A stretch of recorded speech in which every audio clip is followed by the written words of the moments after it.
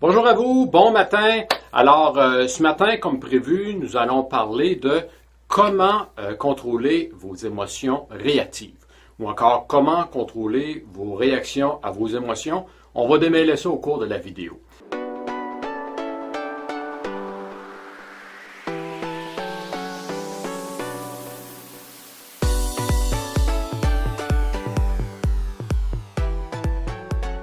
Mais avant, je crois que c'est important de souligner que si vous avez manqué certaines de mes vidéos que j'ai fait dans le passé, mes vidéos précédentes, je vous invite à aller voir sur ma page YouTube, donc sur ma chaîne YouTube, j'ai mis des liens dans le bas de cette vidéo. Et puis, je vous invite aussi à aller vous inscrire et à cliquer sur la petite clochette, comme ça vous permettra de pouvoir voir toutes les vidéos lorsque je sors une nouvelle vidéo. Donc, à peu près toutes mes vidéos que j'ai fait ici sur Facebook, eh bien, vous pouvez les retrouver en rediffusion sur ma chaîne YouTube.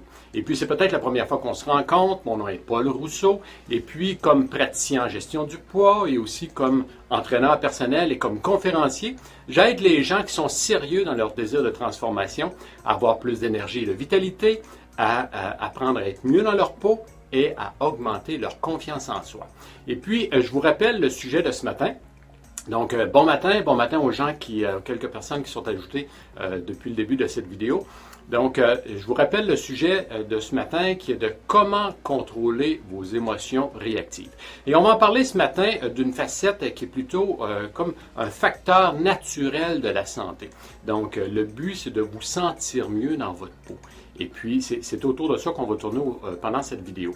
Donc, pendant la vidéo, je vais vous donner au moins deux exemples. Et puis, le premier exemple, je vais commencer par le premier exemple, qui, lui, là, vous verrez, c'est un exemple qui est plutôt banal, OK? Un exemple qui est anodin, mais ça va vous permettre de comprendre un principe. Disons qu'une personne décide de sortir de chez elle. Et puis, en sortant de chez elle, elle sort en même temps que son voisin. Ça peut arriver, hein? C'est bon, c'est des choses possibles.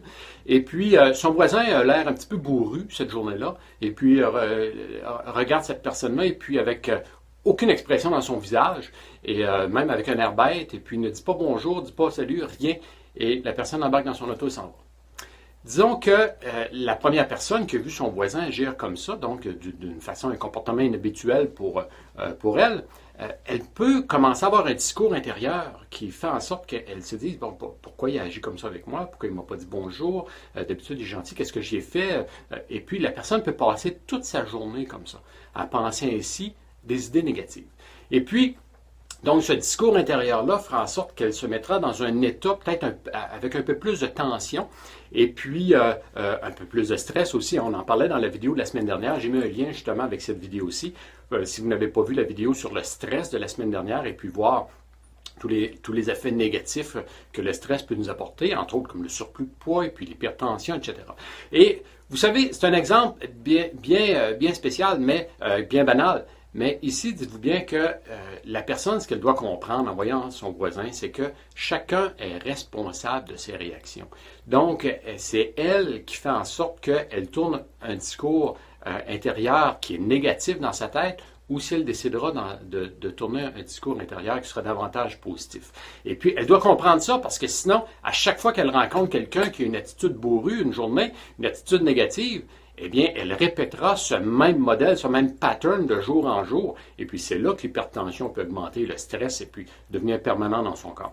Donc, ici, c'est un exemple bien banal, mais tout ça pour vous dire que chacun de nous, nous sommes responsables de nos réactions à nos émotions. Et puis, de nos réactions aux émotions des autres. Parce que si on n'en est pas responsable, vous savez, on ne devient pas mieux qu'un pantin. Hein?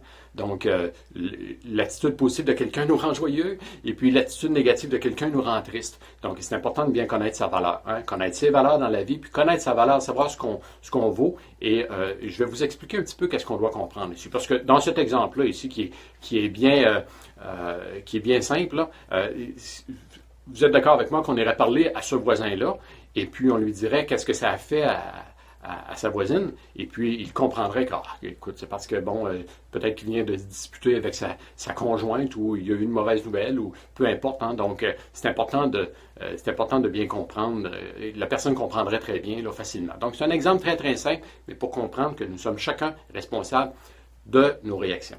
Maintenant, je vous apporte ici avec un sujet, disons un exemple un peu plus sérieux.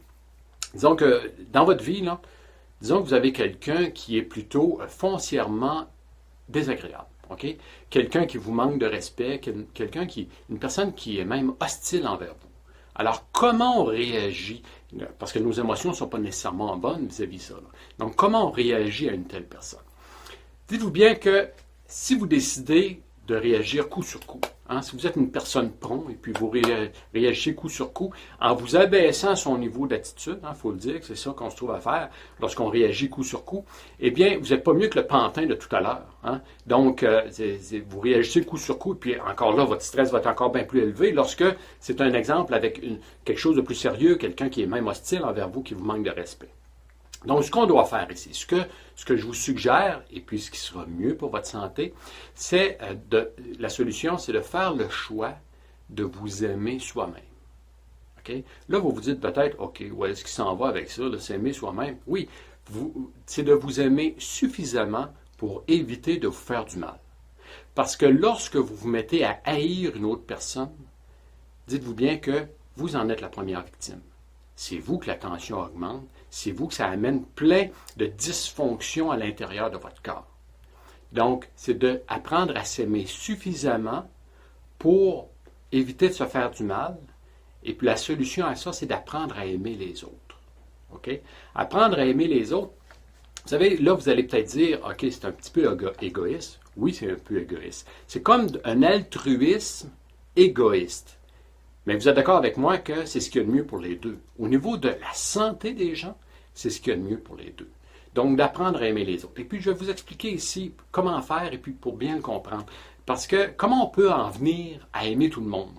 Comment on peut en venir à aimer les gens, même les gens qui sont hostiles et qui nous manquent de respect? Ça ici, ce que je vais vous expliquer, ça prend beaucoup de maturité. OK? C'est qu'on doit développer de la compréhension. On doit développer de la compréhension vers les gens. Et puis, comment on peut en venir à aimer tout le monde? C'est très simple. N'aimez pas les gens pour leur comportement et pour leur attitude qu'ils ont aujourd'hui. Parce que vous comprenez que les gens aujourd'hui, s'ils sont comme ça, peut-être qu'ils vivent des déboires dans leur vie. Peut-être qu'ils vivent certaines difficultés. Et puis, vous savez en dedans de vous là, que ces personnes-là, ce n'est pas nécessairement des mauvaises personnes. Donc, on n'aime pas les gens pour leur attitude et leur comportement d'aujourd'hui, mais on aime les gens pour ce qu'ils peuvent devenir. Donc, pensez à une personne présentement, là, cette personne-là a peut-être une attitude négative envers vous, et puis dites-vous que vous n'aimez pas cette personne pour ce qu'elle est aujourd'hui, là, pour ce qu'elle génère comme émotion, mais vous aimez plutôt cette personne pour ce qu'elle peut devenir. Lorsqu'elle aura réglé ses problèmes, lorsqu'elle aura réglé ses difficultés, et lorsqu'elle-même aura pris plus de maturité. Mais pour ça, vous devez prendre la maturité. Vous devez prendre davantage de maturité. Donc, on aime les gens pour ce qu'ils peuvent devenir. Et ça, ici, ça m'amène à un sujet qui est le pardon. Là, vous allez peut-être dire, oh non, pas le pardon. Mais vous savez, le pardon, là, j'entrerai pas en profondeur là, de comment pardonner, parce que j'ai fait une vidéo qui a beaucoup de réactions positives à cette vidéo. J'ai mis un lien avec cette vidéo-ci, que vous pourrez aller voir. Ça dure 6 minutes et quelques. Donc, c'est une très courte vidéo qui dépeint bien comment pardonner. Mais dites-vous bien que je rencontre des gens, et puis, vous savez, au niveau de la perte de poids, comme exemple, là, vous savez, ça amène beaucoup de dysfonction dans le corps lorsqu'on n'a pas fait un pardon. Et puis, lorsque je rencontre des gens qui ont besoin de vivre une perte de poids, que c'est dans leur désir de le faire, eh bien, à un moment donné, la grande majorité des gens, pas tous, mais la grande majorité, va vivre certains plateaux. Donc, les gens cessent de perdre du poids. Et puis, peu importe ce qu'ils font, ils cessent de perdre du poids. Mais ce qu'on se rend compte, et ça ici, c'est en relation d'aide. Donc, lorsque je parle de relation d'aide, ce sont des consultations individuelles et privées. Et puis, ce qu'on se rend compte, c'est que les gens ne font pas que porter leur surplus de poids, mais les gens portent avec eux aussi quelque chose qu'ils n'ont pas pardonné. Donc, ça peut être pardonner à quelqu'un d'autre ou pardonner à eux-mêmes, mais il y a un événement quelque part qui s'est peut-être passé il y a 5 ans, peut-être même 10 ans, qu'ils n'ont pas digéré. Et puis ça fait en sorte que le corps bloque complètement. Donc, il y a plein de dysfonctions à l'intérieur de leur organisme qui leur empêchent de continuer à progresser, et ça dans différentes facettes de leur vie. Et puis, vous savez, vous n'aimez pas pardonner, même qu'on peut trouver difficile de pardonner, eh bien, c'est possible de ne jamais pardonner.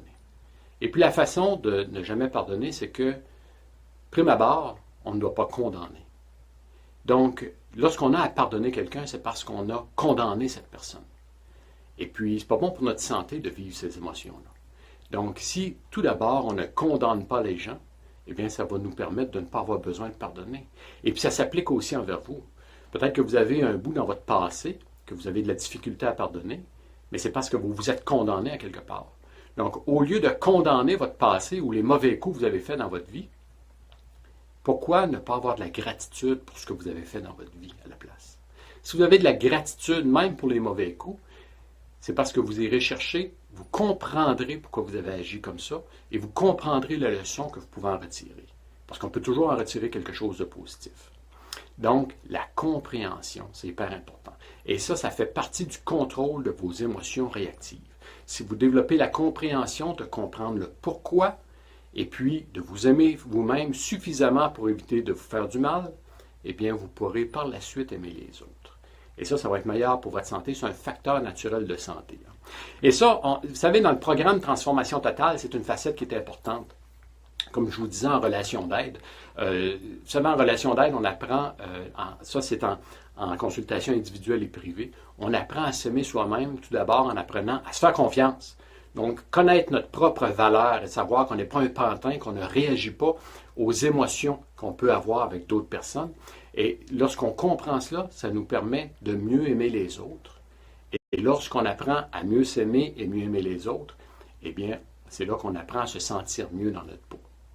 Et c'est à ce moment-là qu'on développe une attitude d'invulnérabilité. Une attitude d'invulnérabilité, c'est qu'on n'est plus à la merci du comportement ou des attitudes des autres.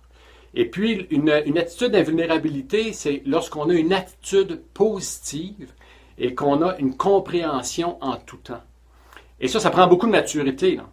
Si vous écoutez la vidéo présentement et que vous ne comprenez pas ça, c'est parce que vous avez besoin de développer un peu, sortir un peu de votre coquille pour pouvoir comprendre ce concept-là. Et parce que, effectivement, j'avoue que parfois, il y a des gens qui sont difficiles à aimer.